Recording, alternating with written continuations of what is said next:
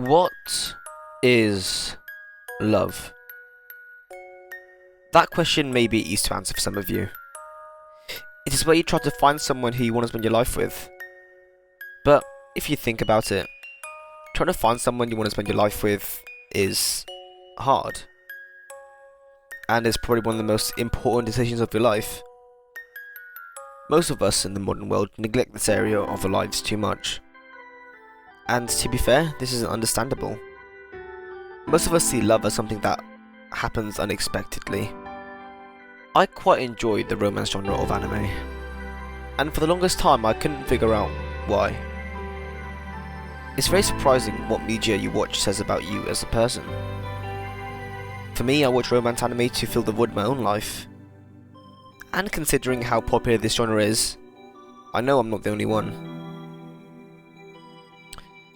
People who dislike this genre of anime probably don't have any void to fill in their own lives, and I somewhat envy them. But out of every show I watched, the show that probably impacted me the most is a show called Oregairu, or the English name. My youth romantic comedy didn't go as expected. Oregairu is definitely a show that will stick. The main character is cynical, using logic to justify everything. And for the longest time I wanted to be him. I mean, this is the opening line of the show. 青春とは嘘であり、悪である。青春を謳歌せし者たちは、常に自己と周囲を欺き、自らを取り巻く環境のすべてを肯定的に捉える。主義でしかない。結論を言おう。青春を楽しむ愚か者ども。砕け散れ。A character that understood me. A character that I looked up to. A character I wanted to be more like.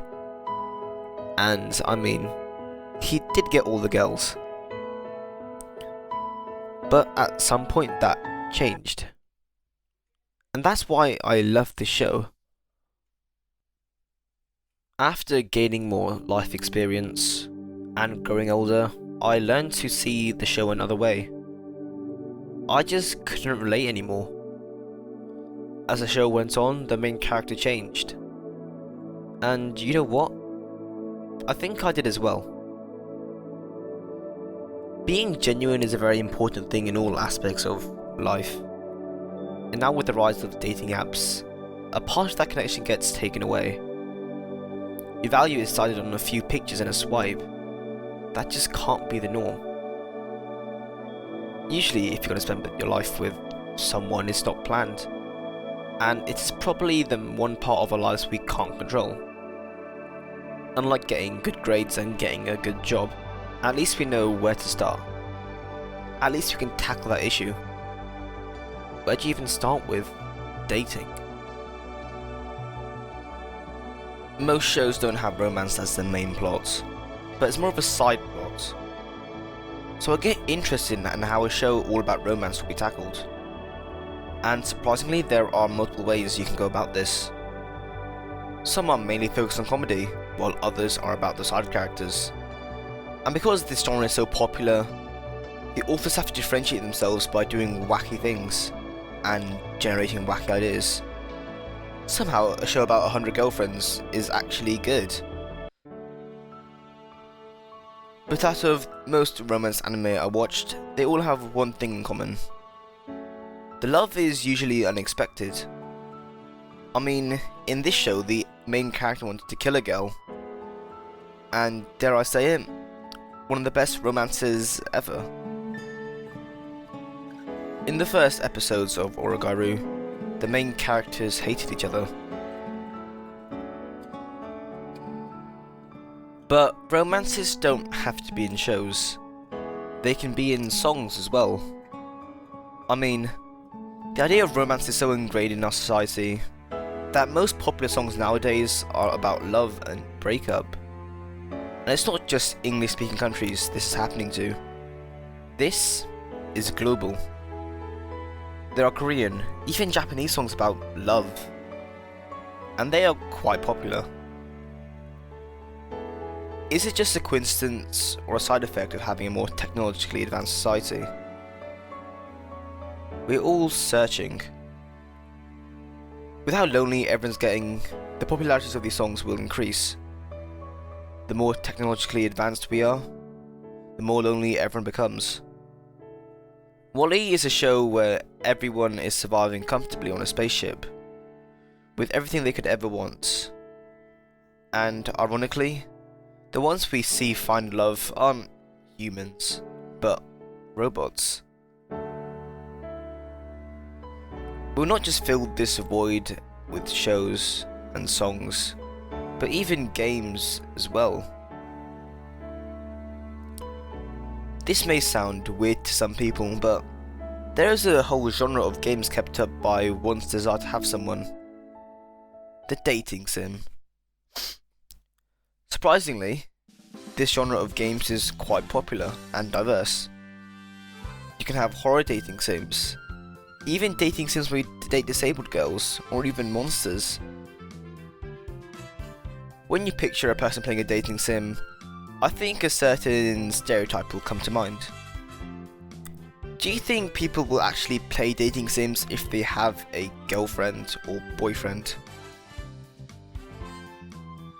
Even the characters you pick in dating sims can tell a lot about you. In most romances, opposites attract. If you're punny, the other person should be serious. If you're introverted, your partner should be extroverted. This is the reason why most anime fans argue about who best girl is. The girl they choose reflects their own personalities. There is a theory on why humans started to wear clothes. The theory is that we reveal ourselves to the ones we love. Love is so entwined with our culture that we have a day around it. And that is the same for other cultures. That makes love unique and probably one of the only emotions to have a day around it. And if other emotions fit this theme, Valentine's is definitely the biggest. And probably the oldest. It even has a mascot.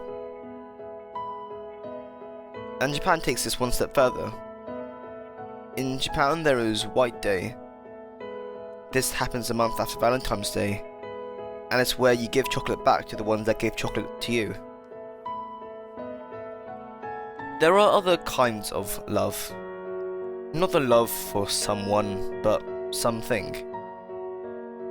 Haikyuu is the story of love, but it's not a romance. It's a story about volleyball. Although many people don't see it as that, Haikyuu is a story about love. Someone, multiple people falling in love with volleyball. After rewatching Haikyuu multiple times, I finally figured out why it's the top sports anime, and a lot of our favourite shows. The reason is because we want to be obsessed with something. We want to fall in love with something.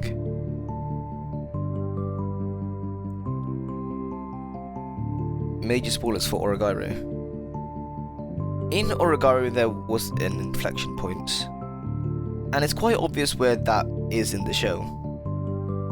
It can be tracked to the genuine speech. Well, here it goes. Not understanding each other, becoming good friends, being together, sharing together, or anything else like that. I don't need to be understood. I want to understand. And yet, I find... I really want something genuine. This speech may not sound like much. It lasted a few minutes, maybe even seconds. And taking the whole show into account, it was nothing.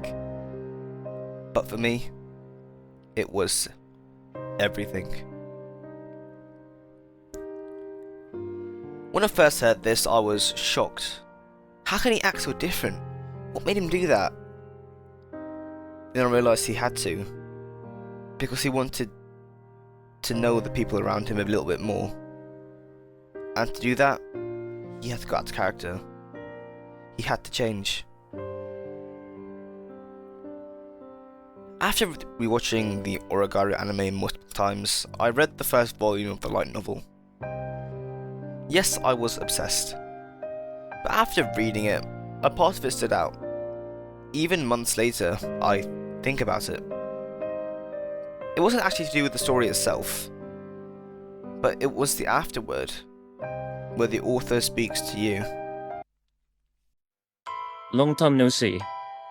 I'm Oregairu, and nice to meet you. I'm Oregairu. This may sound sudden, but the youth you generally hear society describe is all wrong. It's all total lies. Going on a date to a big mall like La Porte in your school uniform with a cute girlfriend, or getting introduced to a girl from another school through your friend, and going out to eat and stuff. None of that ever happens. It's fiction. In a teen rom-com, they add this line at the end, right?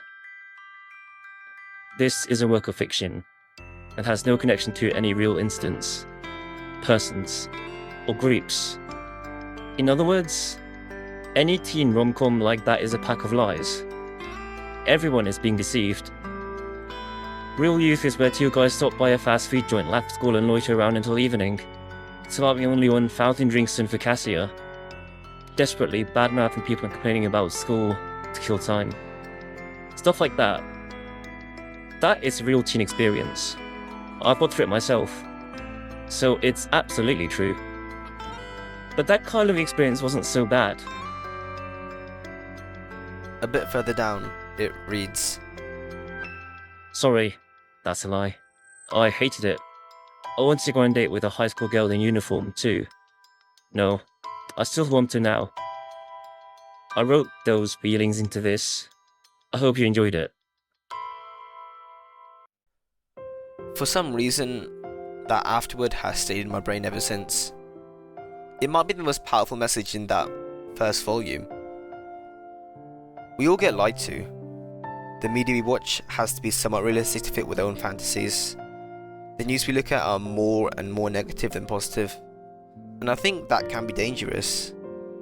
I mean, wanting to be a cynical, lonely loser wasn't the best years of my life. But now I don't look back and regret. As we get older, we change, without really realizing it. We look back on old memories when we should be making new ones. We should be making new memories worth remembering. We search. We keep searching. We spend our whole life searching for something or someone.